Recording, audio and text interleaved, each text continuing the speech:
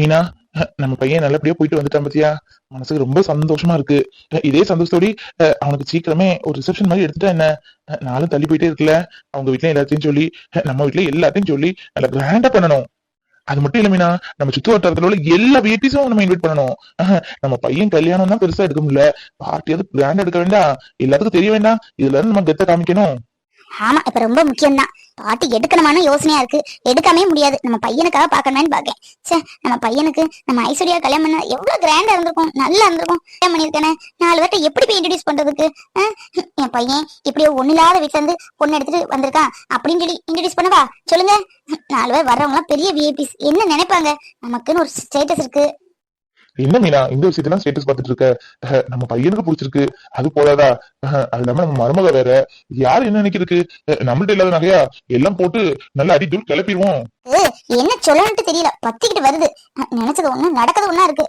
என் பையன் ஒரே பையன், அவனுக்கு எப்படி கல்யாணம் பண்ணணும், எவ்வளவு கிராண்டா பண்ணணும், எவ்வளவு அழகான பொண்ணு பார்க்கணும் அப்படின்னு என்னெல்லாம் நினைச்சிட்டு இருந்தேன். எல்லாத்தையும் மண்ணை போட்டுட்டான். சே, ஒரு வீட்டுல போய் இன்விடேஷன் எப்படி கொடுக்கறதுக்கு? என் பையன் ஒரு பொண்ணை கூட்டிட்டு ஓடி போயிட்டான், அந்த பொண்ணுக்கு என் பையனுக்கும் இப்ப கல்யாணம் இல்ல ரிசப்ஷன் வச்சிருக்கோம், கண்டிப்பா வந்துருங்க அப்படின்னு சொல்லியே கொடுக்கறதுக்கு. அப்படின்னா கேட்பாங்களே அவங்க ஸ்டேட்டஸ் என்ன, அவங்க அப்பா என்ன பண்றாங்க, என்ன சொல்றதுக்கு? நானு எனக்கு ஒரே தலைவலியா இருக்கு. சரி மீனா, என்ன இருந்தாலும் அது நம்ம மருமக, சொல்றவங்க சொல்லிட்டு போட்டு அதெல்லாம் நம்ம கண்டுக்கிட கூடாது. நம்ம பையன் வாழ்க்கை தான் நம்ம முக்கியம். சொல்லு, அவன் சந்தோஷம் தான் நமக்கு முக்கியம். அந்த பொண்ணுக்காக தானே நம்மளை விட்டு நம்ம பையன் போனான். சொல்ல, நம்ம மட்டும் கொடைக்கானல் போகலைன்னா நம்ம பையனை பார்த்துருக்க முடியுமா? இல்ல அவன் அங்க கஷ்டப்பட்டே இருந்திருப்பான், பாவம். அதுதாங்க எனக்கு நினைக்க நினைக்க ஆத்திரமா வருது, பத்திக்கிட்டு வருது.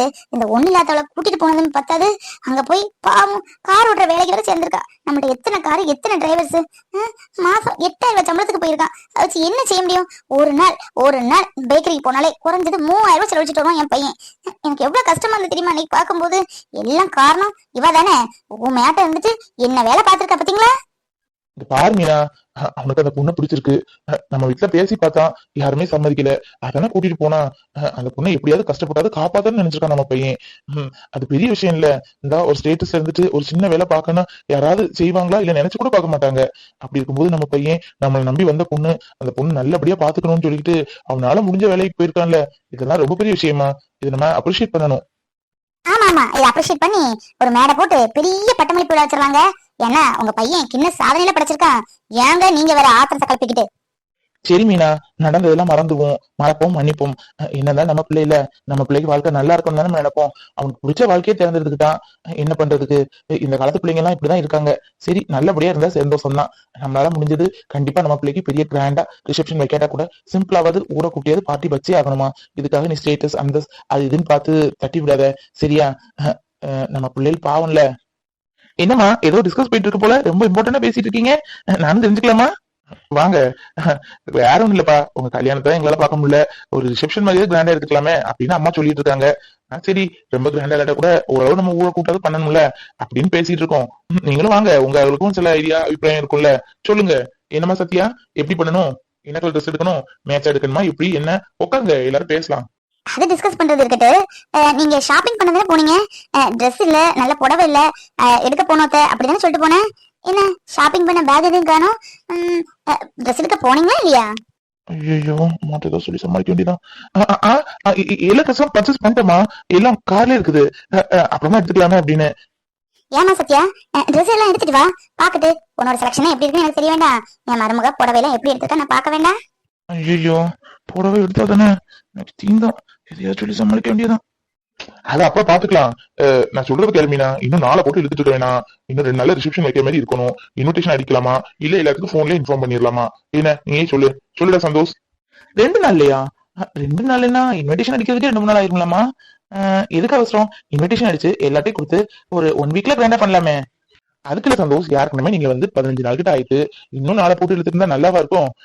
அது மட்டும் இல்ல, நம்ம திவ்யாக்கு வேற இன்னும் கல்யாணம் விசேஷம் நிறைய இருக்கு. ஒரு ஐடியா கிராண்டா பண்ணிடலாமே. இப்போதைக்கு சிம்பிளா வச்சுக்கலாமேன்னு பாக்குறேன்.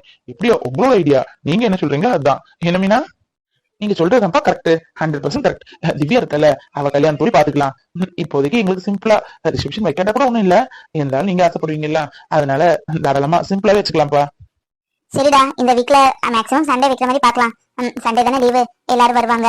அதுக்கடையில நம்ம பர்ச்சேஸ், மண்டபம் புக்கிங், அப்புறம் சாப்பாட்டுக்கு சொல்றது, அப்படி என்னென்ன உண்டோ எல்லாமே இந்த வீக்ல முடிச்சிடணும். ஓகேவா?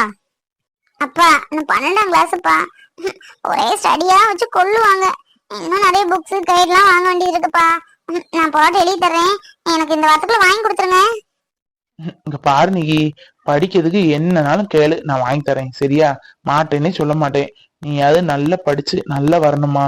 உங்க அக்கா தான் நல்லா படிச்சு நல்ல ஒரு வேலையில வருவா அப்படின்னு நினைச்சேன். நான் நினைச்சது ஒண்ணு, நடந்தது ஒண்ணுதான் ஆயிட்டு. நீ அப்படி இருக்க கூடாது. நல்ல போல்டா இருக்கணும், நல்லா படிக்கணும். படிப்பு மட்டுமே உன்னோட போக்கஸா இருக்கணும். சரியா?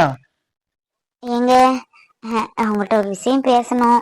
சொன்னா கோபப்பட மாட்டீங்களே? ஓகே, அம்மா ஏதோ அப்பாவை கோபப்படுத்தபடி கேட்க போறாங்க. என்ன சொல்லு. இல்லங்க, உங்களுக்கு பிடிக்காதுன்னு தெரியும். இருந்தாலும் நம்ம சத்தியா இருக்கல்லங்க, வந்துட்டாளாங்க.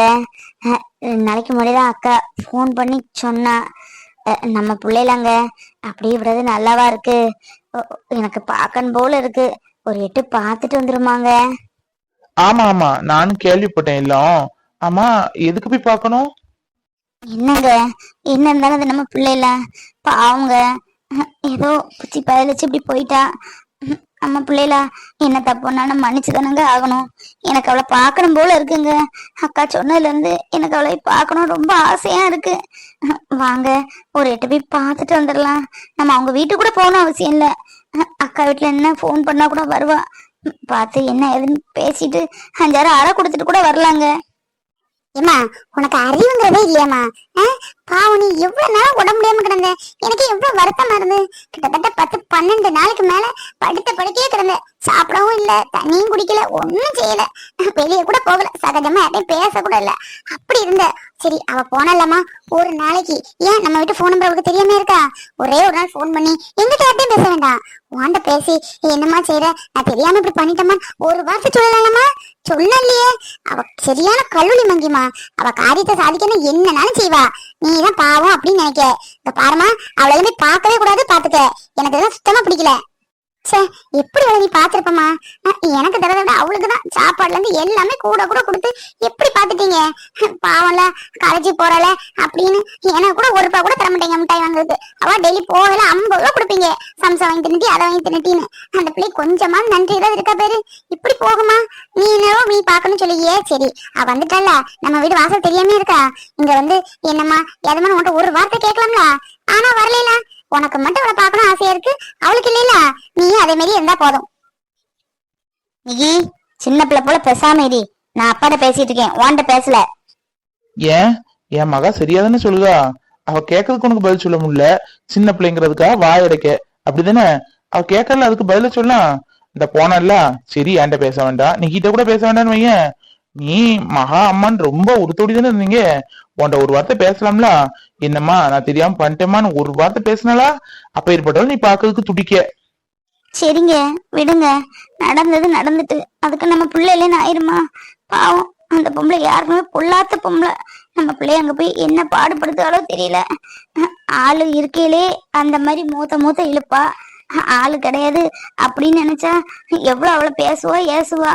பாவம் இல்லைங்க. நம்மளும் அவளுக்கு ஆறுதலா இருக்கோம்னு அவளுக்கு காமிச்சாதானே அவங்களுக்கு கொஞ்சம் பயம் இருக்கும். இப்ப யார் அவளை ஊருக்கு முன்னாடி கல்யாணம் பண்ணிட்டு போக சொன்னா? அவள்கிட்ட நான் என்ன சொன்னேன்? நல்லபடியா படிமா, நல்ல ஒரு வேலையில ஏறணும். நம்ம குடும்பத்துல இது வரைக்கும் யாரும் நான் கவர்மெண்ட் வேலையில இல்ல, உன்னை இப்பயே பாடுபட்டாது, நான் வேலையில ஏற்றி விடுறேன், நல்ல செட்டில் ஆகணும், அதுக்கப்புறம் தான் நமக்கு லைஃபை பத்தி யோசிக்கணும் அப்படி எவ்வளவு தூரம் அவளுக்கு கிளாஸ் எடுத்திருப்பேன். சரிப்பா சரிப்பா சரிப்பான்னு சொல்லிக்கிட்டு இப்படி பண்ணா எவ்வளவு பெரிய தப்பு. என்னையே இப்படி பண்ணிட்டால. எனக்கு அதுல இருந்து மீளதுக்கு எவ்வளவு நாள் ஆச்சு தெரியுமா? ஆபீஸுக்கு போக முடியல, எங்கேயும் போக முடியல, தலை காட்ட முடியல.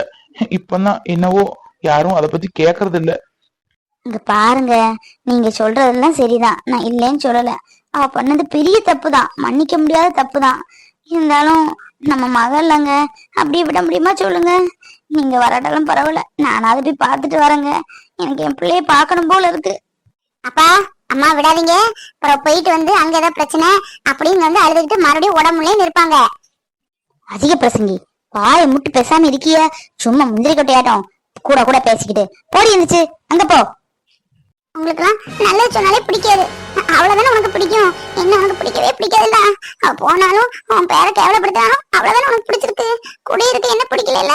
போ, நான் போறேன்.